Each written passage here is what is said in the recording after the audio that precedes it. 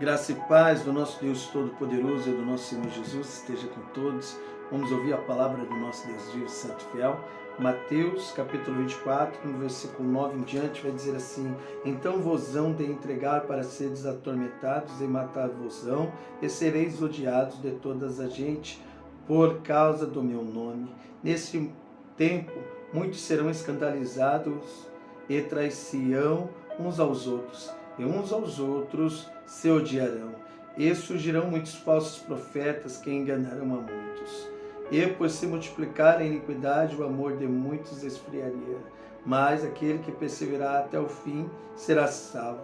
Este evangelho do reino será pregado em todo o mundo, em testemunho a todas a gente. Então virá o fim. Amém? Quando Jesus Cristo ele diz aqui, mas aquele que perseverar até o fim será salvo. Quando ele fala perseverar até o fim será salvo, ele não está dizendo somente assim, está dentro da igreja. Na hora que ele fala perseverar até o fim é no amor, amando Deus sobre todas as coisas e amando o próximo. E é forte aqui no versículo 14 que ele vai dizer assim: este evangelho do reino será pregado em todo o mundo. Então, assim, todas as pessoas vão ter oportunidade de ouvir, né, a respeito da salvação. A respeito da salvação. Que evangelho é esse que vai ser pregado?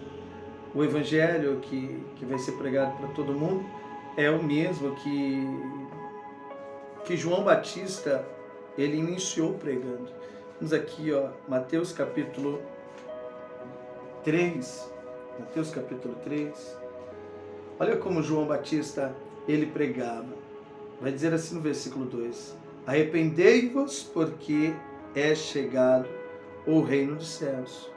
Então esse é o evangelho que vai ser pregado para todo mundo. Arrependei-vos, porque é chegado o reino dos céus.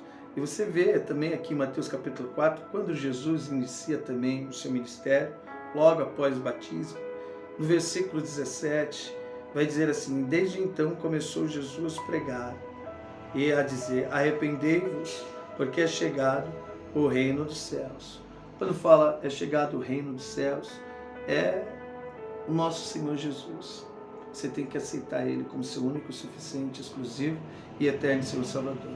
E negar a si mesmo. Arrependei-vos, arrependei-vos.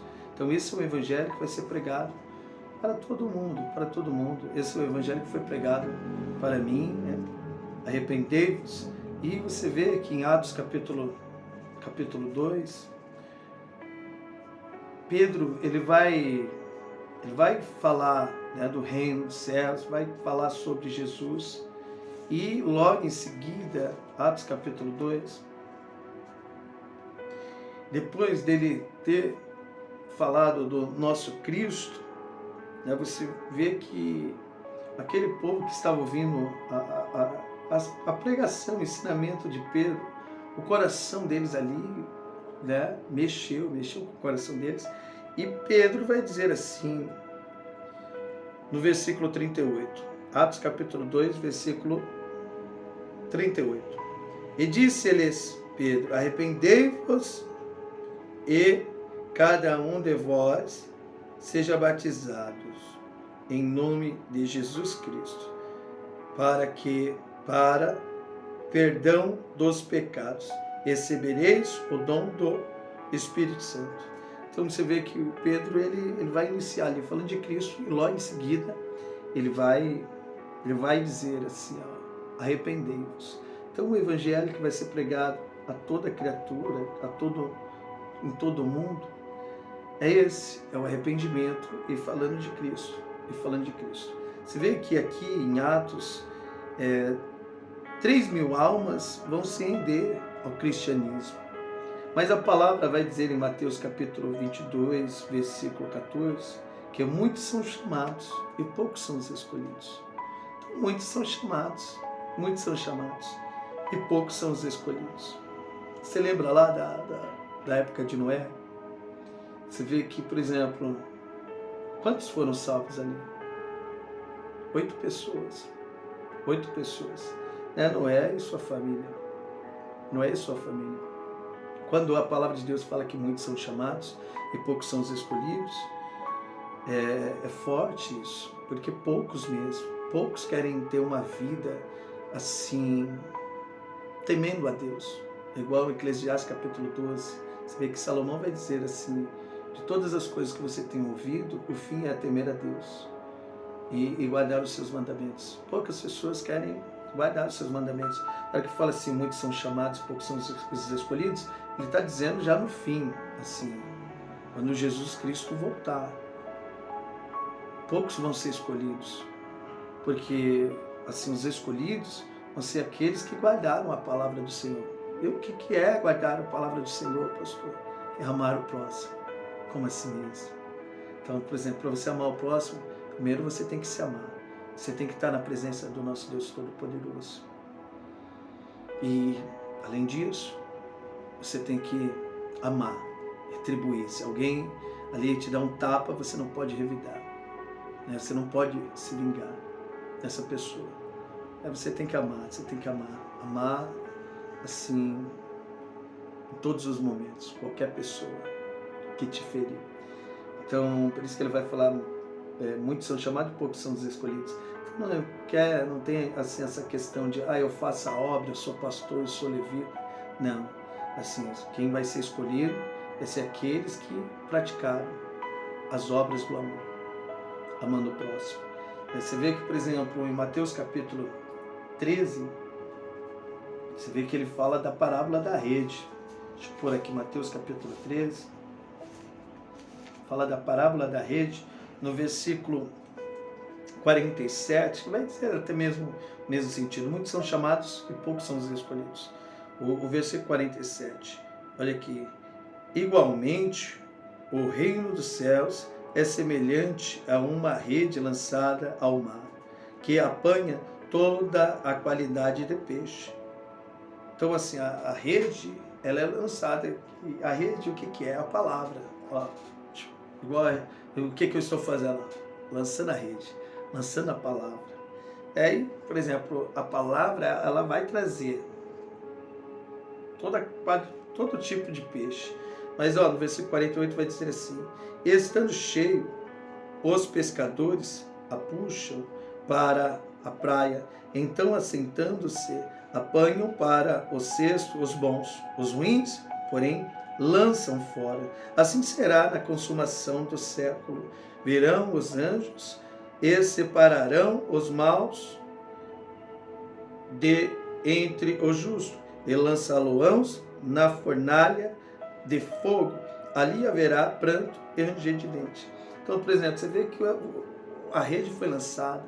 Então, pegou tudo que é tipo de peixe. Então, igual fala assim, a rede está sendo lançada, as igrejas podem até estar cheias, mas assim, muitos são chamados e poucos são os escolhidos. Será que todos ali estão praticando a obra assim de amar o próximo? Ou assim, por isso que você vê lá em Mateus, ele vai dizer, cautelai-vos que ninguém vos engane. Assim, Mateus capítulo 24. Por quê? Porque uma árvore boa produz bons frutos, uma árvore ruim produz frutos maus. E hoje, por exemplo, você vê nas igrejas, é pregado aí um evangelho que não bate com as escrituras.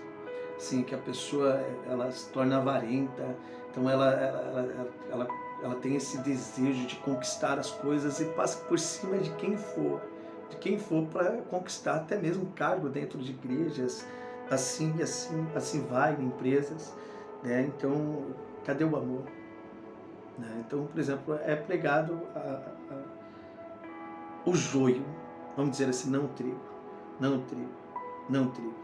Então, por isso que lá no início até comecei a dizer assim, vamos aqui em Mateus capítulo 24, que ele vai dizer assim no versículo 13, mas aquele que perseverar até o fim será salvo. Então, aquele que perseverar até o fim no amor, assim, amando Deus sobre todas as coisas, indo para a igreja, glorificando, agradecendo, louvando Ele em todos os momentos, não murmurando, né, e praticando esses ensinamentos, assim, tanto no trabalho, dentro de casa. Então, esse que perseverar até o fim, nessas atitudes, sabe? Não é só estar na igreja, eu estou falando assim, levar o evangelho. Se as pessoas olhar para você e falar, meu, essa pessoa tem Cristo e será salva. E quando isso vai acontecer, pastor? Quando Jesus Cristo vai voltar?